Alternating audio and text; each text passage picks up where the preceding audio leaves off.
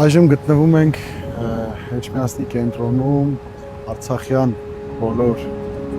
նահատակված մեր եղբայրների հիշատակին նվիրված այս վայրում, այս հուշարձանի մոտ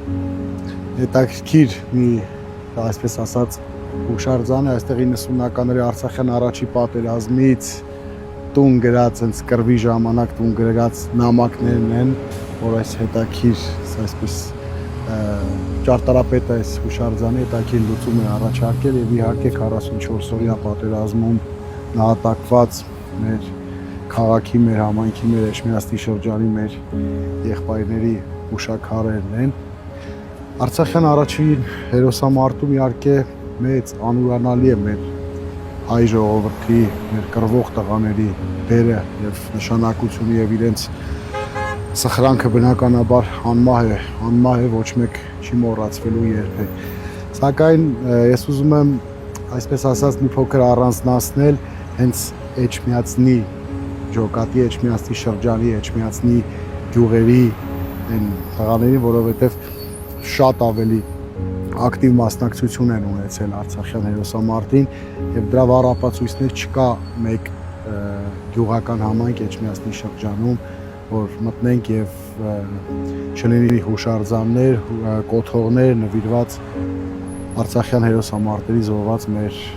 եղբայրներին։ Այսօրվա իշխանությունների ապաշնոր քաղաքականության, թրքահաճո քաղաքականության արդյունքում այո, կորցրել ենք ցավոք այս պահին Արցախը մերը չի եւ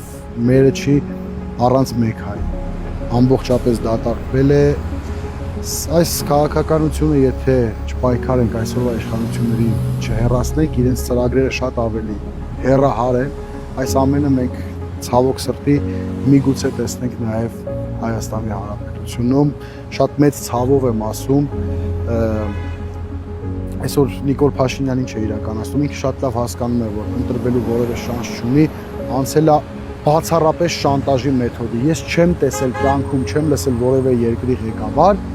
որ սեփական ժողովրդին վախեցնի իր թշնամով։ Ասի, եթե ես չընտրվեմ, պատերազմ է լինելու սեպտեմբեր ամսին։ Հաջորդելու է սա, եթե ես Հայաստանի Հանրապետությունում մզկիթներ չկառուցեմ, պատերազմ է լինելու։ Եթե 300,000 ադրբեջանցիները չվերաբնակեցվեն Հայաստանի Հանրապետությունում, ապա պատերազմ է լինելու։ Այսինքն ամբողջ թուրք-ադրբեջանական ծրագրերը, եթե չիրականացնեմ, լինելու է պատերազմ, անընդհատ այս պատերազմի սուրը մեր վրա,